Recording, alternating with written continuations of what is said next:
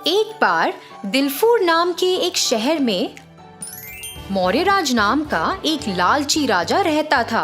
एक दिन 3 आम लोग राजा के पास आए। तुम कौन हो और यहाँ क्यों आए हो?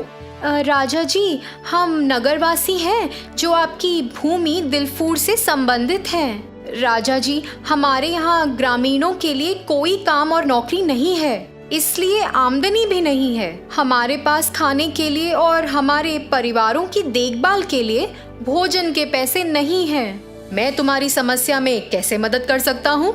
राजा जी, यदि आप हमें काम प्रदान कर सकते हैं तो हम कड़ी मेहनत करेंगे और साथ ही ये हमें अपने घरों की देखभाल करने में मदद करेगा। तुम मेरे लिए क्या कर सकते हो? हम खेती अच्छी तरह से कर सकते हैं राजा जी। राजा को अचानक एक विचार आया। मेरे पास खाली और बेकार पड़ी हुई 100 एकड़ जमीन है। मैं इन किसानों को काम दे सकता हूँ और फसलें उगा सकता हूँ। वो सब पैसा सीधे मेरे पास आएगा और मैं और भी अमीर हो जाऊंगा। तो ठीक है, मेरे पास आपके लिए कुछ है। मैं आपको एक संदेश भेजूंगा। अब आप जा सकते हैं। मौर्यराज ने अपने संदेशवाहक के साथ ग्रामीणों को एक संदेशा भेजा। सभी गांव वासियों, ध्यान से सुनो। अब से आप में से कोई भी बेरोजगार नहीं होगा। हमारे राजा के पास 100 एकड़ जमीन है जहां आप सभी काम करेंगे और खेती करेंगे। आपको खेतों की जुताई करनी होगी और एक भरपूर फसल उगानी होगी। ये हमारे राजा का निर्णय है। आपका काम कल से शुरू होगा। सभी गांववासी राजा से बहुत खुश थे और अगले दिन वे सभी उस जमीन पर काम करने के लिए चले गए। ग्रामीणों ने सूर्योदय से सूर्यास्त तक कड़ी मेहनत की और इस तरह 1 महीना बीत गया। ग्रामीणों को अपनी मजदूरी प्राप्त करने का समय आ गया था और जब उन्होंने इसे प्राप्त किया तो उन्हें देखकर आश्चर्य हुआ कि राजा ने उन्हें कितना कम प्रतिदान दिया है। भोजन के लिए अगले महीने तक भी पर्याप्त पैसा नहीं था।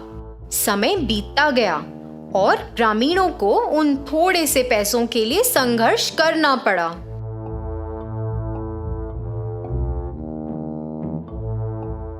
इस बीच एक नया बाजार उस जगह खोला गया था जहां उन्होंने काम किया था।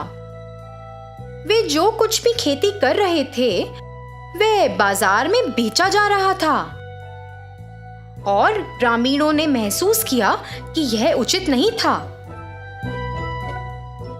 एक के बाद एक कुछ ग्रामीणों ने राजा के पास जाकर पूछताछ करने की कोशिश की, लेकिन उनको जेल में डाल दिया गया। सभी ग्रामीण बुरी तरह से परेशान थे और उनमें से एक वीर नाम के गांववासी को एक विचार आया। इन सभी समस्याओं का समाधान ये है कि हम सभी एक साथ मिलकर राजा के सामने अपने हक के लिए खड़े हों।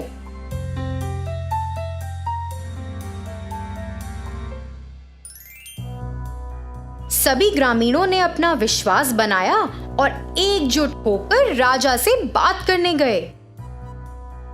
राजा ने ग्रामीणों को देखा और चिंतित हो गया। वह उन सभी का सामना नहीं करना चाहता था और इसका कारण जानकर वह डर गया। अगर ये सभी ग्रामीण मेरे खिलाफ जाते हैं तो मैं अपनी सारी जमीन और समृद्धि खो दूंगा। यदि मैं थोड़ा समाधान कर लूं तो भविष्य में मेरे पास अधिक धन होगा। मैं अपनी जमीन ग्रामीणों के साथ साझा करूंगा। ठीक है गांववासियों, मुझे पता है कि आप सभी यहाँ क्यों आए हैं। अब मुझे बताओ कि मैं क्या कर सकता हूँ।